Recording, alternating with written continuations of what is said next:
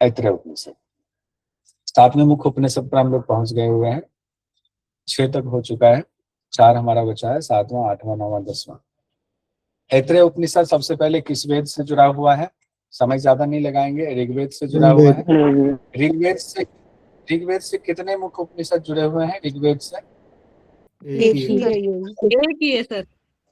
एक ही है। एक ही है। और ऋग्वेद से पहले जो है वो अथर्ववेद है। अथर्ववेद से कितने जुड़े हुए हैं? 3 सर। 3 है। प्रश्न, मुंडक, मांडुक्य। जी सर। हाँ, प्रश्न, मुंडक, मांडुक्य है। ठीक है, वो अथर्ववेद। बहुत बढ़िया। अब हम लोग आते हैं ऐत्रेय उपनिषद किसको कहा गया है, तो वो देखिए। ऐत्रेय उपनिषद जैसे हम लोग पढ़ते आ रहे हैं, कोई उपनिषद है पहले से जो ज्ञान चला आ रहा है किसी अध्याय में, किसी ब्राह्मण में, तो किसी आरण्यक में, तो उसी में एक पर्टिकुलर अध्याय जो ब्रह्म से संबंधित है उसको उपनिषद का नाम दिया गया है। कई जगहों पर ऐसी बात आई हुई है। वैसे ही ऐत्रेय उपनिषद के बारे में भी कहा गया, ये ऐत्रेय आरण्यक का हिस्सा है, भाग है।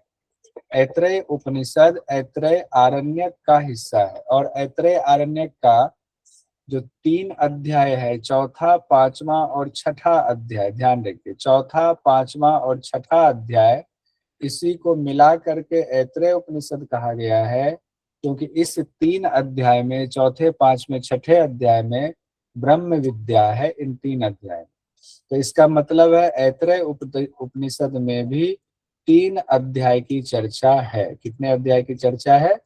3 अध्याय की चर्चा इसमें भी है। अच्छा, एक चीज बताइए, थोड़ा सा हट के पूछ रहा हूँ। कठोपनिषद में, उदित जी नहीं बताएंगे, कठोपनिषद में कितने अध्याय है? कठोपनिषद में 2 अध्याय और 3 वल्लियां। नीतू जी आप क्यों बोले? मतलब बोलना था आपको, और उदित जी को बोलना ही नहीं था। तो 2 अध्याय है और दोनों अध्याय में 3-3 वल्ली है, 3-3 वल्ली। ठीक से क्वेश्चन अभी तक नहीं आया हुआ, ये क्वेश्चन आ जाए कि ऐत्रेय आरण्यक का कौन सा अध्याय ऐत्रेय उपनिषद कहा गया है, तो चौथा, 5वां और 6ठा अध्याय जो है वो कहा गया है ऐत्रेय उपनिषद। इन 3 अध्याय में क्या है? ब्रह्म विद्या है। तो हो गए आपके कुल 3 अध्याय। और मंत्र की संख्या कितना है? कुल मंत्र हो गया आपका इसमें, प्रथम अध्याय में 23, दूसरे में 6 और इसमें 33, कुल हो गया 33 मंत्र, कुल 33। तो अब एक बार हम लोग जिस तरीके से रोज याद कर रहे हैं, तो एक बार ऊपर से करते हैं। ईशावास्य उपनिषद में कितने मंत्र हो गए? 18। केन उपनिषद में कितने हो गए? 34। इसके कठोपनिषद में 119। 119। प्रश्न उपनिषद में 67। मुंडक में 64। 64 हो गया। और मुंडक मांडुक्य में, ये तो खैर 12। और हमारा हो गया यहाँ पर ऐत्रेय में 33। अब हम लोग, ये बढ़िया है, ऐसे हम लोग पढ़ लेंगे तो थोड़ा याद हो जाएगा, रोज इतना करते चले जाएंगे, ये तो नहीं भूलेंगे कम से कम। अब मंत्रों कुल संख्या 33 हो गया। और इस उपनिषद में मुख्य कौन कौन से विषय हैं, तो पहले लोकों की उत्पत्ति कैसे हुई ये बताया गया, फिर लोकपालों की उत्पत्ति हुई, फिर उनका विकास कैसे हुआ, फिर मोक्ष की प्राप्ति कैसे हो रही है। और इसमें जो एक इम्पॉर्टेंट चीज है, 3 जन्म की चर्चा है, मनुष्य के 3 जन्म कैसे होते हैं उसकी है। वामदेव ऋषि की भी चर्चा इसी उपनिषद में है। तो हम लोग शॉर्ट में देखते हैं कि सबसे पहले एकमात्र आत्मा ही थे, कुछ भी नहीं, बस एकमात्र आत्मा ही थे। दूसरा उनके सिवाय कोई चेष्टा करने वाला नहीं था, क्योंकि वो अव्यक्त अवस्था में सारी सृष्टि थी। तो फिर उस आत्मा ने विचार किया, उस परब्रह्म ने विचार किया कि मैं फैल जाऊं, यानी विभिन्न लोकों की रचना करूं। तो सबसे पहले क्या हुआ? ऐत्रेय उपनिषद में अगर पूछा जाएगा, लोकों की रचना हुई। लोकों की रचना में कहा गया है, जो मंत्र में आया हुआ है, अभ्य, मरीचि, मरम और आपा, ये 4 लोक की चर्चा हो रही है, ध्यान रखिएगा। 1, 2, 3 और 4, ये 4 लोक की चर्चा हो रही है। अभ्य लोक, मरीचि लोक, मरम लोक और आपह लोक। 5 लोग जो स्वर्ग लोक से ऊपर है उनको अब भी लोक कहा गया। उसमें आते हैं द्युलोक, महलोक, जनलोक, तपलोक और सत्यलोक। ये व्याख्या की बात है, ये व्याख्या है। मरीचि लोक अंतरिक्ष लोक को कहा जाता है, मरम लोक पृथ्वी लोक, हम लोग हैं मरम लोक में, आपह लोक पाताल लोक को कहा जाता है। यहाँ तक क्लियर है। अब लोकों की रचना हो गई, तो लोकों की रचना के बाद लोकों की रक्षा के लिए लोकपाल की रचना होगी। लोकों की रक्षा करने के लिए कोई तो आएगा उसमें। तो परमात्मा ने सभी लोकों की रचना कर दी। फिर विचार किया लोक तो हो गए, अब लोकों के लिए लोकपाल की रचना करनी चाहिए। तो उन्होंने क्या किया, ध्यान दीजिएगा, उन्होंने जल से पुरुषम को निकाला और उसको मूर्तिमान बनाया। मूर्तमान बनाया, मूर्तमान मतलब उनको एक बढ़िया शरीर दे करके मूर्त रूप में उसको लेकर आए। जो अव्यक्त थे उनको मूर्त रूप में, किनको, पुरुषम शब्द यहाँ आया हुआ, पुरुषम, पुरुषम यानी जल से पुरुषम को निकाला गया है। तो इनके बारे में कहा जाता है पुरुषम के लिए कि ब्रह्मा भगवान की बात हो रही है। पुरुषम के बारे में क्या कहा जाता है, ब्रह्मा भगवान हिरण्यगर्भ रूप में थे, उन्हीं को ब्रह्मा भगवान माना जाता है। ब्रह्मा भगवान की उत्पत्ति पानी में कमलनाल से हुई है, इसलिए भी कहा जाता है। फिर पुरुष को लक्ष्य करके उन्होंने संकल्प तप किया, पुरुष को ही लक्ष्य करके संकल्प तप किया। तो ब्रह्मा भगवान को आदेश दिया, एक तरीके से आदेश देने के बाद जो उत्पत्ति हो रही, उस पुरुष से अब उत्पत्ति हो रही, सृष्टि की रचना ब्रह्मा भगवान से होगी। तो क्या क्या रचना हो रही है ये ध्यान दीजिए। अंडे की तरफ फूट करके मुख का छिद्र निकल रहा है, अंडे की तरफ फूट करके उस पुरुष से मान लीजिए। फिर मुख से वाक इंद्रियां निकल रही है, मुख से आवाज निकल रही है। वाक इंद्रियों से अग्निदेव उत्पन्न हो रहे, अग्नि की उत्पत्ति हो रही है। पहले हो गया कहाँ से, मुख हुआ, अंडे की तरफ फूट करके मुख, मुख से वाक इंद्रिया, वाक इंद्रिया से अग्निदेव उत्पन्न हुई। फिर मुख के बाद ऊपर नाक है, नासिका के दोनों छिद्र आ गए, नासिका के यहाँ दोनों छिद्र आएंगे। फिर उसके बाद नासिका से प्राण और प्राण के से वायुदेव उत्पन्न हुए। नासिका में प्राण जाएगा, प्राण से वायुदेव हुए। फिर उसके ऊपर नाक के ऊपर क्या है, आंख है, तो आंख, फिर आंखों के दोनों छिद्र उत्पन्न हो गए, सारे देवता आ रहे, आंखों के दोनों छिद्र हुए। फिर नेत्र के देवता सूर्य प्रकट हो गए और सूर्य देव यहाँ प्रकट हो रहे, क्रम में देखिए। फिर आंख के बाद क्या हुआ, साइड में आइए, कान, दोनों कान के छिद्र प्रकट हुए। और कान क्या करता है, सुनता है, तो स्रोत इंद्रियां प्रकट हुई और सभी दिशाएं प्रकट हुई, 10 दिशाएं, कहते 10 दिशाएं होती, 10 दिशाएं प्रकट हुई। अब यहाँ पर देखिए क्वेश्चन आया हुआ है दिसंबर 2023 में कि ऐतरेय उपनिषद के अनुसार अग्नि किससे प्रकट हुई है? अग्निवाक से। सर वाक से होगी ना सर? अच्छा अच्छा, हाँ हाँ, अग्नि वाक से आई हुई, ठीक है। तो अग्नि किससे प्रकट हुई है, वाक से प्रकट हुई है। बहुत सुंदर, ये एग्जाम में आया हुआ है, ऐसे क्वेश्चन पूछा जाए। फिर और कौन कौन सी चीजें उत्पन्न हो रही है, तो फिर त्वचा प्रकट हुई, त्वचा के से रोम उत्पन्न हुए, फिर औषधिया, फिर वनस्पति आई, फिर हृदय प्रकट हुआ, हृदय से मन प्रकट हुआ, मन से चंद्रमा। देखिए मन का स्वामी चंद्रमा है, ध्यान रखिएगा। तो मन से कौन प्रकट हुआ, हो सकता है यहाँ से पूछा जाए। मन का स्वामी चंद्रमा है, तो मन से चंद्रमा प्रकट हुए। फिर नाभि प्रकट हो रही, फिर नाभि से नीचे अपान वायु प्रकट हो रही है, अपान वायु से मृत्यु देवता प्रकट हो रहे हैं। फिर मृत्यु देवता, फिर लिंग की बात आ रही है, नीचे बढ़ते गए। लिंग से रेत यानी वीर्य की उत्पत्ति हुई, वीर्य से जल उत्पन्न हुआ है, वीर्य से जल उत्पन्न हुआ है। यहाँ तक उत्पत्ति क्रम बता दिया गया है। फिर द्वितीय खंड में हम लोग आते हैं, खंड में आए, अब इतने सारे देवता आ गए। हालांकि मंत्र में वहां ऊपर ये शब्द नहीं आया हुआ है देवता, लेकिन बाद में देवता शब्द आया हुआ है।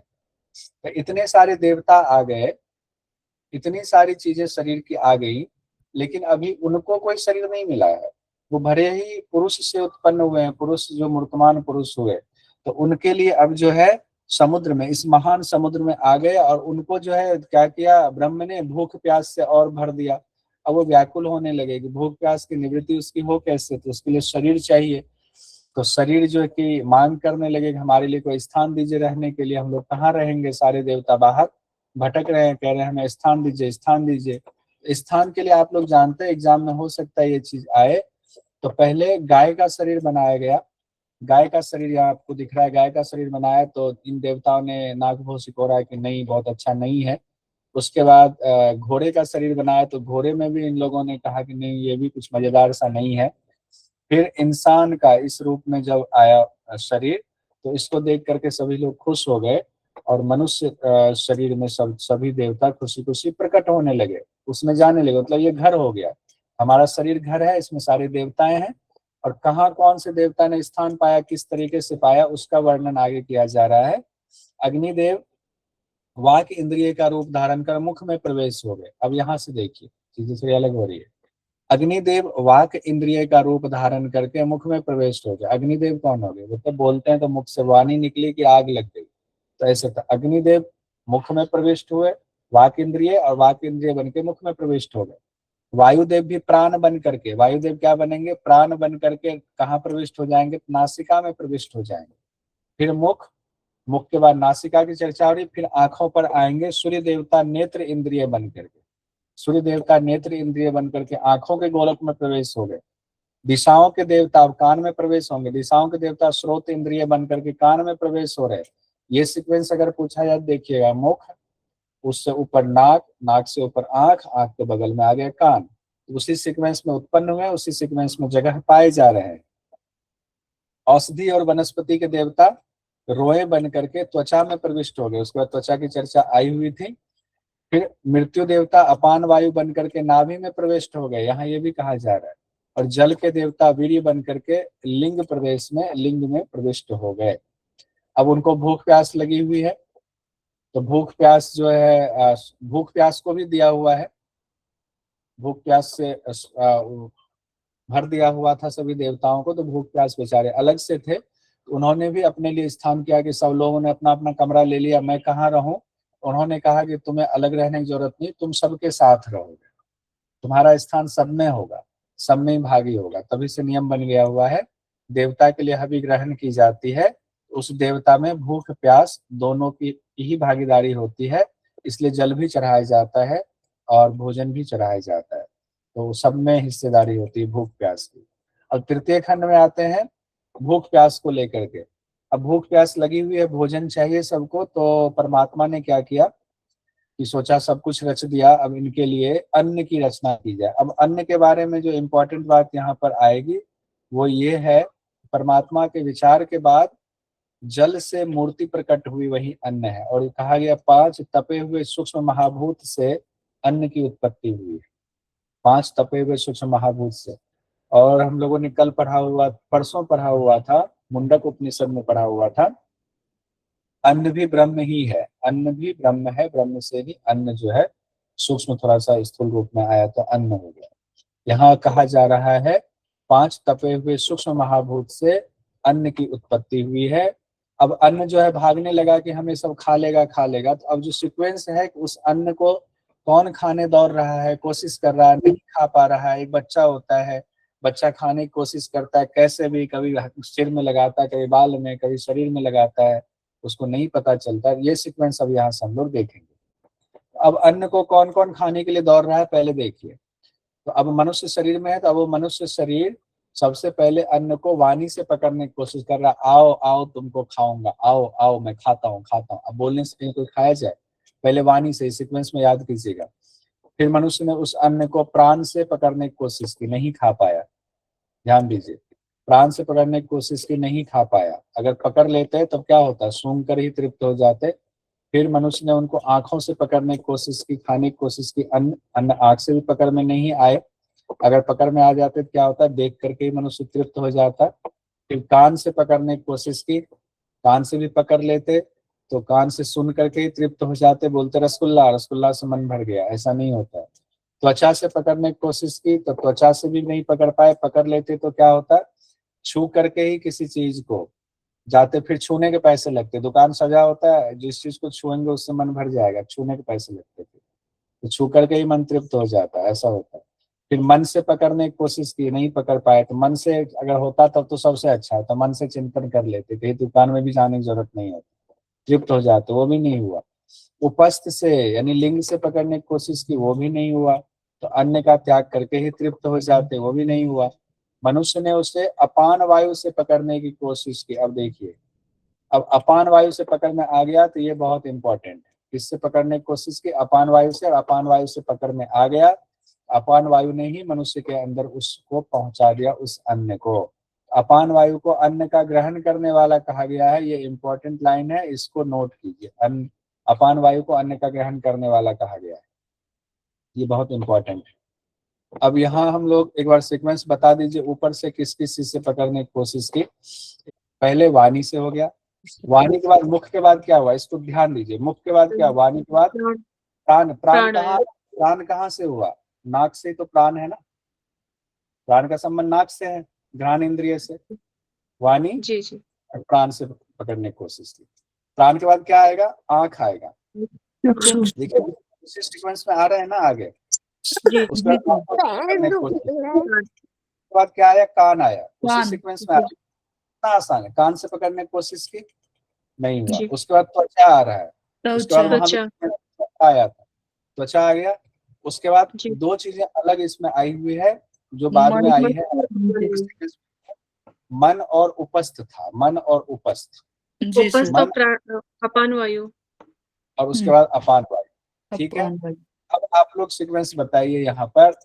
हैंड रेज कीजिए, एक एक करके पूछ लेता, 2-3 बार में याद हो जाएगा पूरा। तो बताइए hand raise। ठीक है, मैं चाहता हूँ कि ये चीजें, जो चीजें याद नहीं हो सकती वो याद हो जाए। जैसे जो कॉमन है वो तो सबको याद हो जा रहा है। ओ माँ के फल किसी को याद नहीं हो रहा था। अभिलाषा जी पहले बताइए, आपका हैंड रेज सबसे पहले। Yes sir.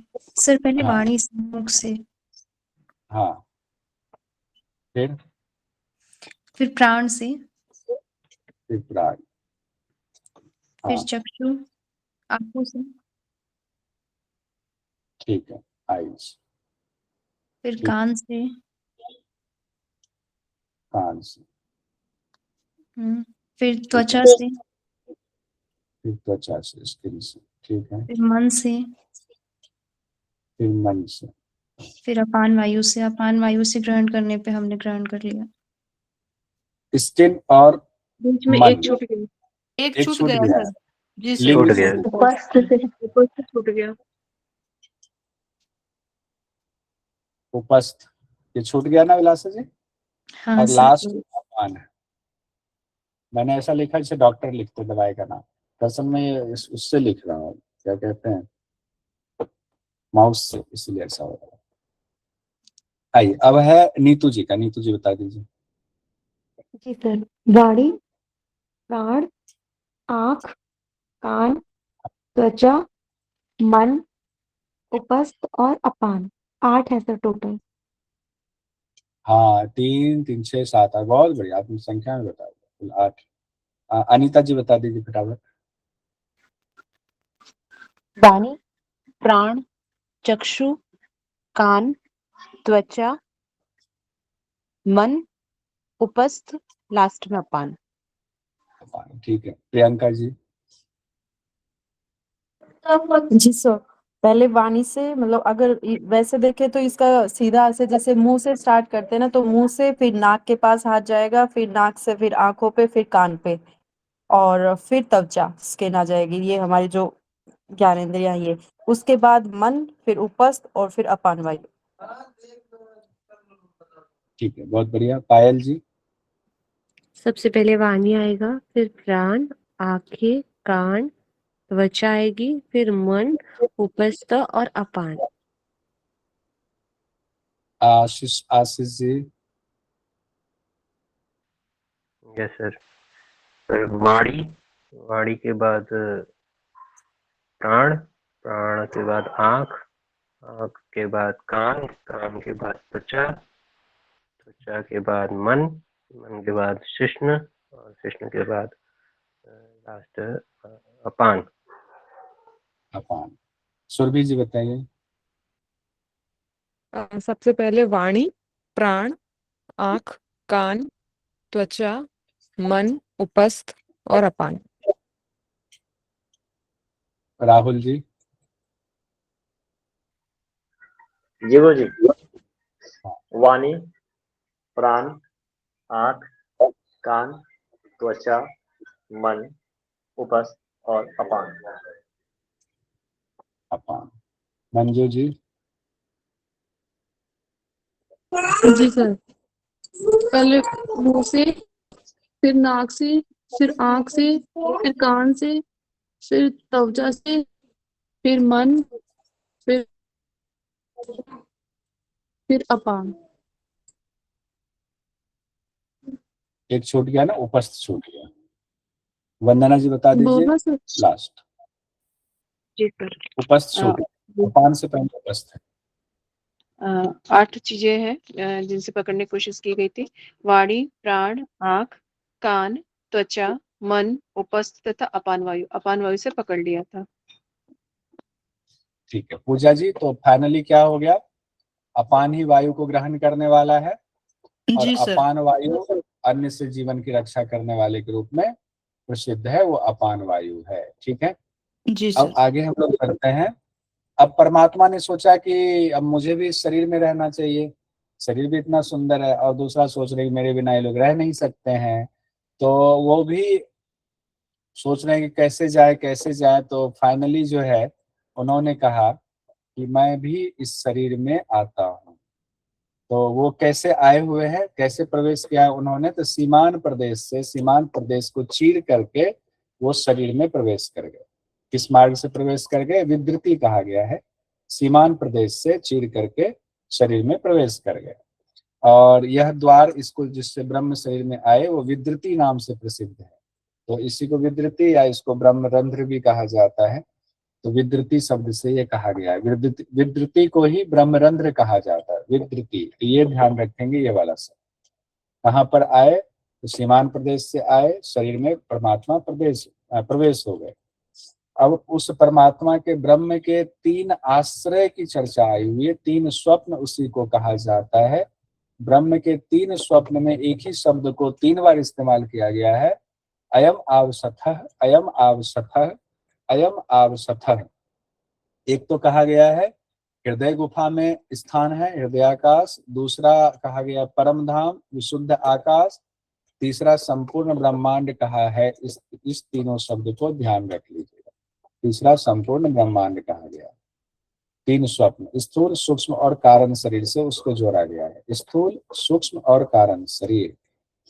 मनुष्य शरीर बन गया, ब्रह्म भी उसमें प्रवेश हो गए। अब चारों तरफ से उस मनुष्य ने इस संसार को देखा, सृष्टि को देखा, रंग बिरंगी सृष्टि को देखा। आश्चर्यचकित होने लगे कि किन्होंने ये सृष्टि बनाई है, मैं कौन हूँ? विस्मित होकर के देखने लगे कि मेरे अलावे और कौन है जिसने इसकी रचना की है। अभी ब्रह्म को नहीं जान रहे, ब्रह्म को अभी नहीं जान रहे।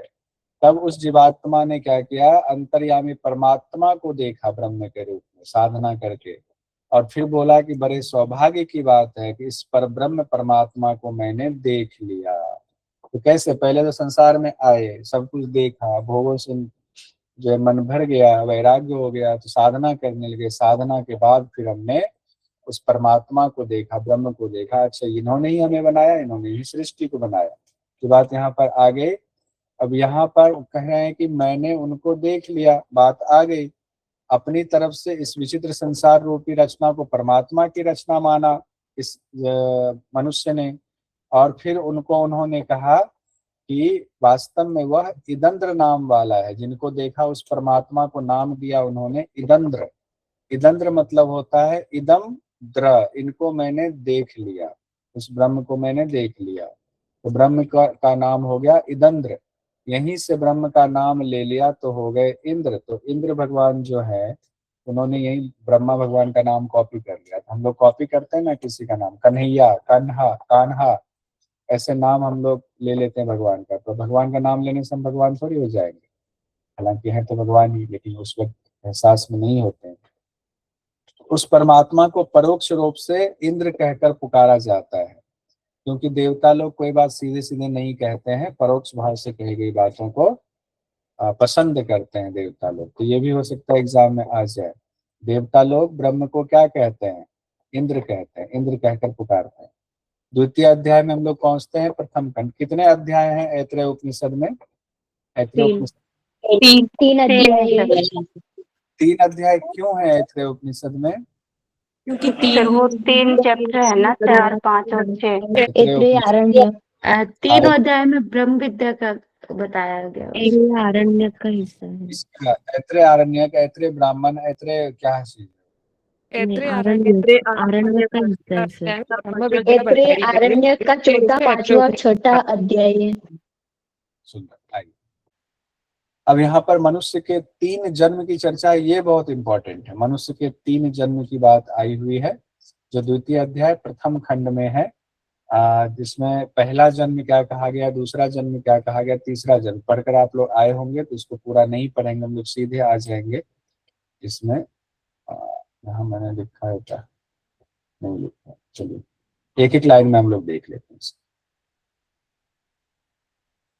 क्वेश्चन मैंने लिखा था, मनुष्य का पहला जन्म जो है, पहला है कि वीर्य रूप में गर्भ बनता है, तो गर्भ में स्थापित होना और गर्भ में उनको धारण पोषण होना, बाद में उसको स्त्री में सिंचन करता है, तब उसको गर्भ रूप में उत्पन्न करता है, पहला जन्म, यानी गर्भ रूप में उत्पन्न करने तक, तो गर्भ में हो गया इसका पहला जन्म।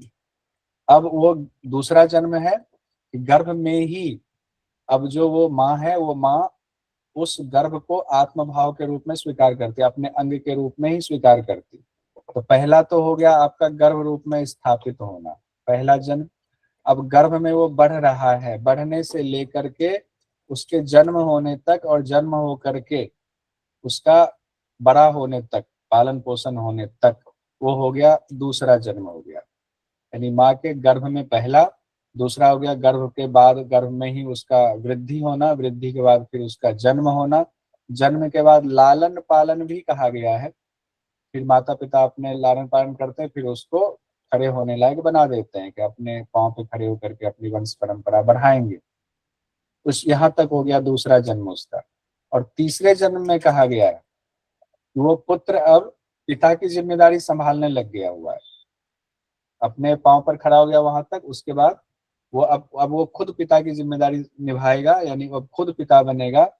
और पिता बनने के बाद फिर क्या होता है, वो आगे बढ़ेगा, अपने अलग अलग अवस्थाओं में जाएगा, गृहस्थ के बाद वानप्रस्थ, वानप्रस्थ के बाद संन्यास में अपना सारा कर्तव्य पूरा करके, जब संन्यास में उनका पूरा आयु उनकी पूर्ण हो जाएगी, तब वो इस शरीर को छोड़ देगा, यहाँ से विदा हो जाएगा और दूसरी जगह जन्म ले लेगा। इसको तीसरा कहा गया है, तीसरा जन्म कहा गया है।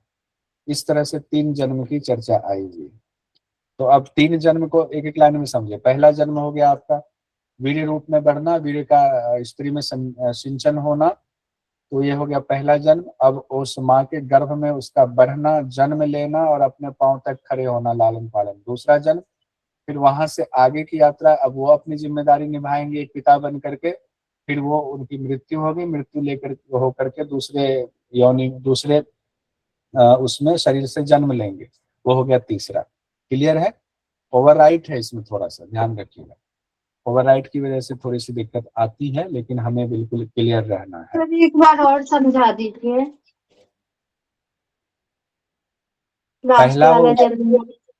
पहला हो गया वीर्य रूप में आना और फिर माँ के गर्भ में आना, माँ के गर्भ के अंदर ही है पहले में। दूसरे में कहा गया, बस इसी तरीके से हम याद करेंगे, एक दूसरे को जोड़ेंगे नहीं। दूसरा हो गया गर्भ में पालन पोषण शुरू हो रहा है, माँ अब उस गर्भ को अपना मान रही है, आत्मभाव से मान रही है, वो अपना ही शरीर मान रही है। और जब वो 10 महीना मतलब 9 महीना पूरा हुआ, तो 10वें महीने में जब उसका जन्म हो गया, और फिर वहां वो उसको माँ बाप ने उसको बड़ा कर दिया, पालन पोषण करके उसके अपने पांव पर खड़े होने लायक बना दिया, वहां तक उसका दूसरा जन्म हो गया। तीसरा जन्म में कहा गया है कि अब माता पिता तो पांव पे खड़ा कर दिया, माता पिता चले गए नवानप्रस्थ में, अब ये गृहस्थ में अच्छे से जिम्मेदारी निभाएंगे। फिर यहाँ से ये जो है अब अपनी जिम्मेदारी निभा करके ये भी पिता बनेंगे। पिता बनने के बाद ये फिर गृहस्थ से वानप्रस्थ जाएंगे, वानप्रस्थ से संन्यास जाएंगे, फिर ये अपना शरीर छोड़ देंगे, तो इनके शरीर की मृत्यु हो जाएगी, डेथ हो जाएगी। डेथ के बाद आगे क्या, तो आगे कहा गया है फिर से ये जन्म लेंगे, तो फिर से जन्म लेने तक तृतीय कहा गया, जन्म है तृतीय अवस्था कहा गया, जन्म लेने तक को कहा गया। ये ध्यान रखें। आप कहेंगे जन्म ले लिया, ऊपर पहले में तो जो है जन्म की बात ही नहीं आई हुई है, तो कोई बात नहीं, ऐसा ही कहा गया है इसमें, ठीक है, इसको हम ऐसे याद रखें। अब यहाँ पर बात आती है कि एक वामदेव नाम के ऋषि हैं, उनको गर्भ में ही आत्मज्ञान हो गया था। किनको हो गया था? वामदेव नाम के ऋषि को। और उन्होंने गर्भ में क्या देखा था कि मैं तो कठोर शरीर में अवरुद्ध हूँ, यहाँ फंसा हुआ, मैं इसमें फंसा हुआ। जब ज्ञान हो गया तो लोहे के समान कठोर शरीर में फंसा हुआ, जंजीरों में जकड़ा हुआ, तो कैसे बाहर निकलेंगे? तो बाज पक्षी की तरह ज्ञान रूप बल के वेग से उन सब जंजीरों को तोड़ करके उनसे अलग हो गया हूँ, ऐसा होना। उनको मुक्ति मिल गई, कहाँ पर? गर्भ में ही मुक्ति मिल गई। तो यथार्थ ज्ञान को गर्भ में समझने वाले कौन से ऋषि हुए? वामदेव ऋषि हुए। हो सकता है एग्जाम में आ जाए, तो ये चीज ध्यान रखेंगे। और फिर कहा गया है कि वामदेव ऋषि जब बाहर आए तो वामदेव ऋषि शरीर का नाश होने पर संसार से ऊपर उठ गए और ऊर्ध्व गति के द्वारा स्वर्ग लोक में पहुंच गए और फिर आप्त काम होकर के अमृत हो गए, यानी मोक्ष को प्राप्त कर लिया, सभी लोगों को प्राप्त कर लिया।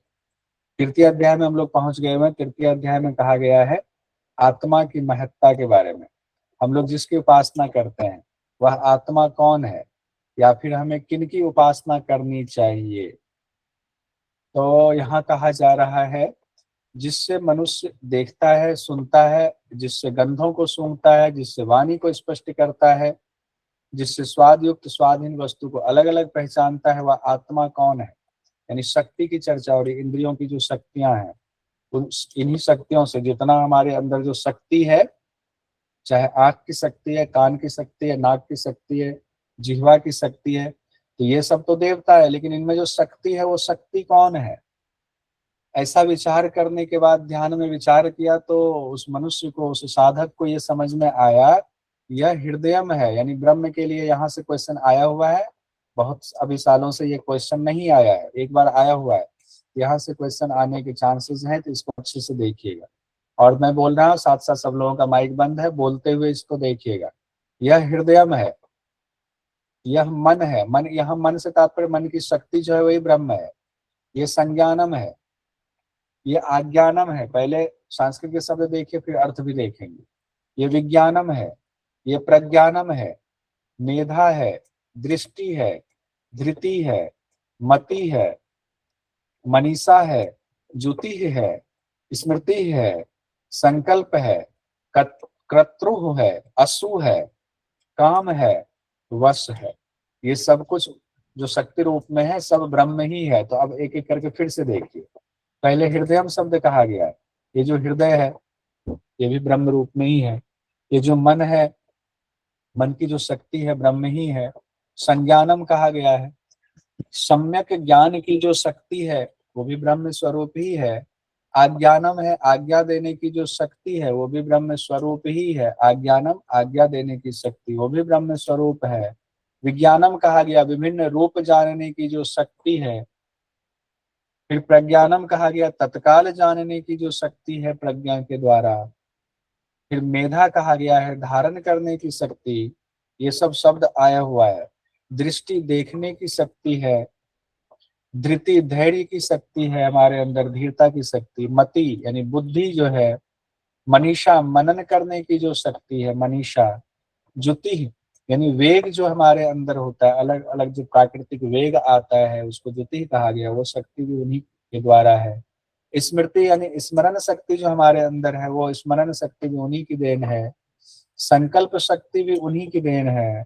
कर्तृ कहा गया यानी मनोरथ शक्ति हमारे अंदर है, ये भी उन्हीं की देन है। फिर असु कहा गया, असु मतलब प्राण शक्ति कहते हैं, प्राण शक्ति भी उन्हीं की देन है, उन्हीं, वही है साक्षात, उन्हीं की वजह से है। कामना की शक्ति, डिजायर की जो शक्ति है वो भी वही है, ब्रह्म ही है।